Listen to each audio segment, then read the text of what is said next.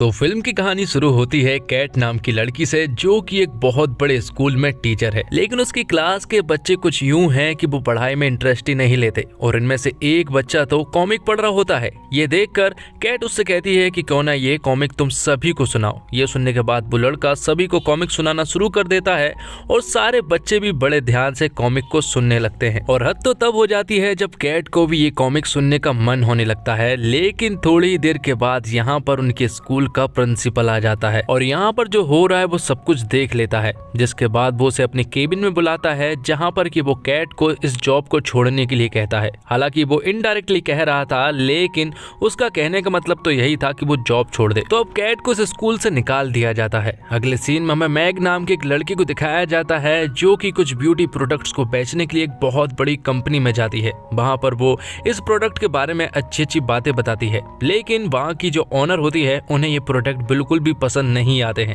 तो मुंह लटकाकर मैग जब बाहर आने लगती है तो उसे मालूम चलता है कि ना तो प्रोडक्ट बिके और उसकी कार भी नो पार्किंग में खड़ी हुई थी, इसलिए पुलिस वाले उसकी कार को यहाँ से ले जा लेते हैं। अब आगे में मालूम चलता है कि दरअसल मैग और कैट दोनों ही बेस्ट फ्रेंड्स है और जब वो अपने घर पहुंचते हैं तो वो डांस कर रही होती है, क्योंकि आज दोनों का ही दिन बहुत ज्यादा खराब रहा है।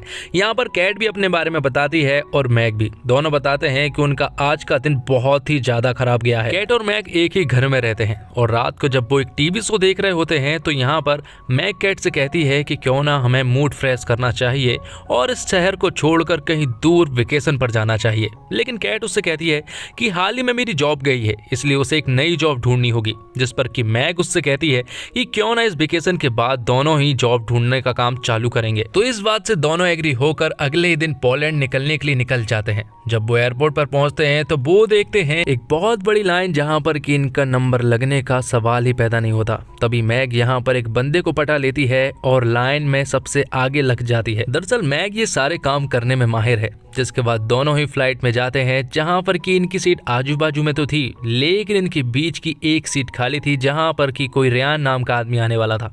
थोड़ी देर के बाद यहाँ पर रेयान आ जाता है, जो कि काफी हैंडसम था। तो उसे देखकर कैट और मैग उससे दोस्ती बढ़ाने की कोशिश करने लगती है और यहाँ पर रेयान उन दोनों को बताता है कि वो पोलैंड एक शादी में जा रहा है। दोनों ही यहाँ पर उसके ऊपर लाइन मारना शुरू कर रही थी। तभी यहाँ पर फ्लाइट अटेंडेंट आता है और वो उन्हें बताता है कि ये फ्लाइट पोलैंड नहीं जा सकती, क्योंकि वहां पर बहुत ज्यादा मौसम खराब है, इसलिए इस फ्लाइट को पोर्ट लुइस में लैंड करनी होगी। जिसके बाद फाइनली ये लोग पोर्ट लुइस पहुंच जाते हैं, जहां पर कि एक होटल को बुक करने के दौरान इन्हें मालूम चलता है कि मैग का बैग चोरी हो गया है। तब ये लोग एक होटल का रूम बुक करते हैं और जब वो लोग उस रूम में जा ही रहे थे कि तभी इनकी नजर पड़ती है रेयान पर, जो कि इसी होटल में रुका हुआ था और उसे देखकर मैग और कैट खुश हो जाती है। यहाँ पर दोनों रेयान से बातें करती हैं और साथ ही रेयान उन दोनों को आज रात की पार्टी के लिए भी इनवाइट कर लेता है। यहाँ पर दोनों खुश हो जाते हैं, क्योंकि उन्हें आज रात की पार्टी के लिए जाना था। लेकिन यहाँ पर हमें मालूम चलता है कि मैग का बैग चोरी हो चुका है, इसलिए उसके पास कपड़े नहीं है।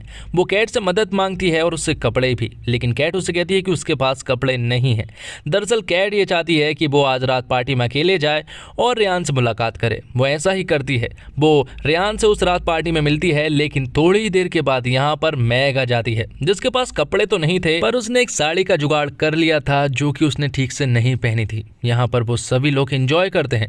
तभी यहाँ पर रेयान को मालूम चलता है कि पोलैंड में मौसम बहुत ही ज्यादा खराब हो गया है और वहाँ के सारे आने जाने के रास्ते बंद हो चुके हैं। तब कैट और मैग रेयान को सहारा देती है और उससे कहती है कि सब कुछ ठीक हो जाएगा। दरअसल वो लोग तो लाइन मारने में लगी हुई थी। इसी चक्कर में कैट और मैग के बीच में दरारें आ चुकी थी। वो तो किसी हालत में बस रेयान को पटाना चाहती थी और इसी चक्कर में दोनों के बीच में फाइट होने लगी थी।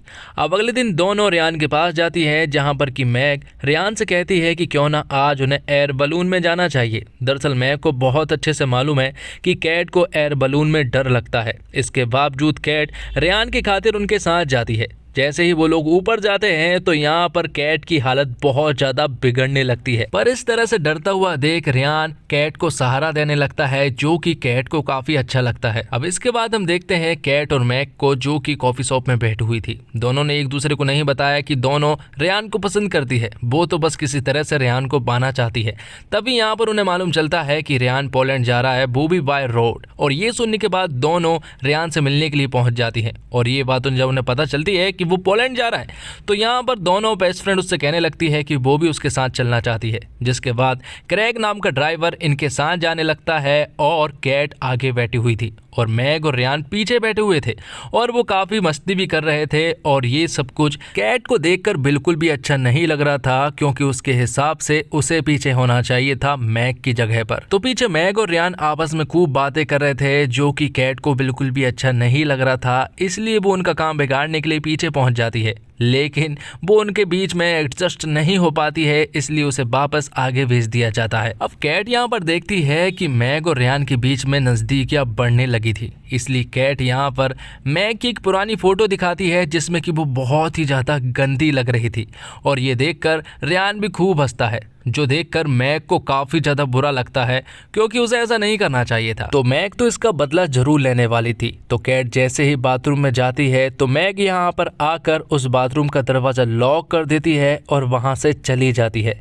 वापस आने के बाद वो रियान से बात करने लगती है और उसे चिपकने की कोशिश करने लगती है। हालांकि वो यहाँ पर कैट के बारे में पूछता है कि वो आकर कहाँ पर गई है, लेकिन वो यहाँ पर कुछ भी नहीं बताती है। उसका एक कॉल आ जाता है तो रियान बात करने के लिए पहुंच जाता है और यहाँ पर हमें मालूम चलता है कि दरअसल में क्रेग भी मैग को पसंद करता है, लेकिन उसने ये बात अभी तक उसे बताई नहीं है।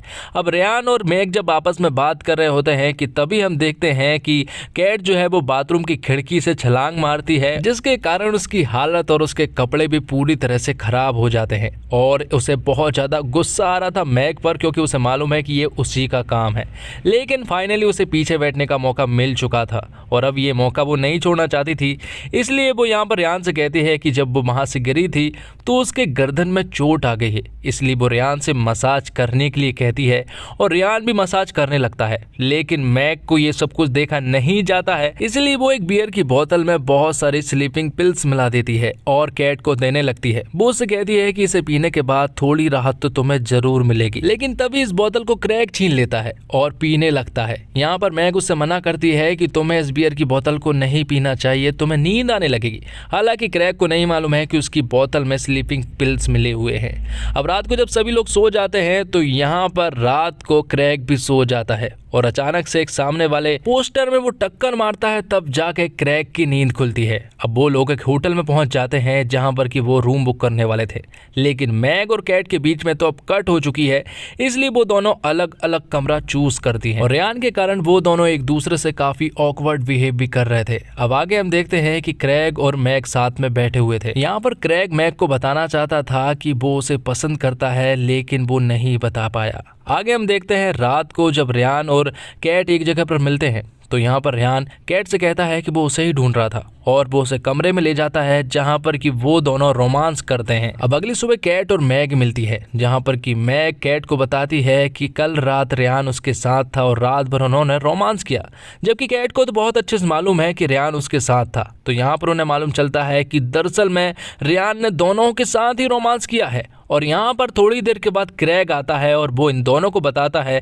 कि रियान ने उसकी कार को चोरी कर कर भाग गया है। दरअसल बात यह है कि जो शादी में रियान जा रहा है वो किसी और की नहीं बल्कि उसी की खुद की शादी में जा रहा होता है। तो बिना टाइम गवाए ये लोग भी उसकी शादी में पहुंच जाते हैं, जहां पर कि इन्हें रियान के कुछ रिश्तेदार मिलते हैं और थोड़ी देर के बाद उनकी नजर रियान पर भी पड़ जाती है। जब रियान इन दोनों को देखता है तो वो दुम दबाकर भागने की कोशिश करने लगता है और कैट और मैग उसका पीछा करने लगती है, पर आखिरकार कैट और मैग रियान को पकड़ने में कामयाब हो जाती है। तो कैट और मैग यहाँ पर रियान को सुनाना शुरू कर देती है। वो उससे कहती है कि अगर उसकी शादी होने ही वाली थी तो हमें यूज करने की क्या जरूरत थी, हमें धोखा देने की उसे जरूरत थी ही नहीं। तब रियान उन दोनों से कहता है कि मुझे मालूम चल गया था कि तुम दोनों मुझे पसंद करती हो, और पसंद तो छोड़ो, तुम तो बस मुझे पाना चाहती थी किसी ट्रॉफी की तरह, और धोखा तो तब होता जब मैं तुम दोनों में से किसी एक के साथ सेट हो जाता। उसे मालूम है कि वो दोनों एक साथ रहने वाली है, इसलिए वो उन दोनों को ही छोड़कर भाग गया था। अब थोड़ी देर के बाद यहाँ पर रियान की होने वाली वाइफ आ जाती है, जो कि मैग और कैट से भी मिलती है, और कैट और मैग को मालूम चलता है कि दरअसल में रियान की होने वाली वाइफ जो होती है वो बहुत ही ज्यादा तेज है उसे देखकर उन्हें समझ आ गया था कि रेयान के लिए तो यही ठीक है। तब वो दोनों वापस जाती है। वापस आने पर मैग की मुलाकात एक बार क्रैग से होती है और क्रैग यहाँ पर मैग को सब कुछ बता देता है कि वो उसे पसंद करता है और यहाँ पर कहीं ना कहीं मैग भी क्रैग को पसंद करने लगी थी और अब वो दोनों साथ हैं। जिसके बाद हम देखते हैं कैट और मैग को। दोनों अभी भी एक दूसरे से थोड़ी खफा तो थी, लेकिन दोनों एक दूसरे के बेस्ट फ्रेंड्स थे, इसलिए उन्हें एक दूसरे को माफ करना ही पड़ता है। और वो दोनों कसम खाते हैं कि आज के बाद किसी लड़के की वजह से उनकी दोस्ती के बीच में कभी भी दरार नहीं आएगी। और अब वो दोनों जॉब ढूंढना भी शुरू कर देती हैं और फिर एक दिन कैट को उसके स्कूल के प्रिंसिपल मिलते हैं, जो कि कैट का प्रमोशन कर देते हैं, क्योंकि जो बच्चों को वो पढ़ा रही थी उन्हें पढ़ाना इतना आसान काम नहीं है, क्योंकि वो बिगड़े हुए बच्चे की औलाद है और उन्हें कैट ही पढ़ा सकती है। इसलिए कैट को प्रमोशन के तौर पर एक बड़े टीचर के रूप में रख लिया जाता है। और यहाँ दूसरी तरफ क्रैग और मैग की लव लाइफ भी बहुत अच्छी चल रही थी। दोनों एक दूसरे से बहुत ज्यादा प्यार करने लगे थे और मैग जो ब्यूटी प्रोडक्ट्स बेचने का काम करती है उसमें क्रैग भी उसकी मदद करता है और दोनों बिल्कुल परफेक्ट कपल बन जाते हैं। तो दोस्तों, इस फिल्म से ये सीख मिलती है कि कुछ टेम्परेरी रिश्तों के कारण कभी भी अपनी दोस्ती को नहीं तोड़ना चाहिए, क्योंकि जो टेम्परेरी रिश्ते होते हैं वो शुरुआत में काफी अच्छे लग सकते हैं, लेकिन जो हमारे साथ ही परमानेंट है उसे हमेशा अपने साथ रखना चाहिए। तो दोस्तों, इसी के साथ ये फिल्म यहीं पर खत्म हो जाती है। उम्मीद करता हूँ आपको ये वीडियो पसंद आई होगी। वीडियो पसंद आई हो तो वीडियो को लाइक जरूर कीजिएगा और इसी तरह की वीडियोस पाने के लिए आप हमारे चैनल को सब्सक्राइब भी कीजिएगा, ताकि आपको इसी तरह के कंटेंट मिलते रहेंगे।